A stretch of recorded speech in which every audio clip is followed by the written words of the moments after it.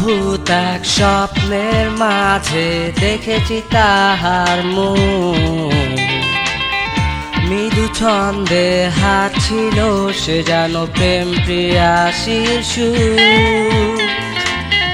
প্রকৃতির সব সুন্দর যেন সাজিয়েছে তার রূপ, তাকে দেখে ওই জোছনা হয়েছে লাজু।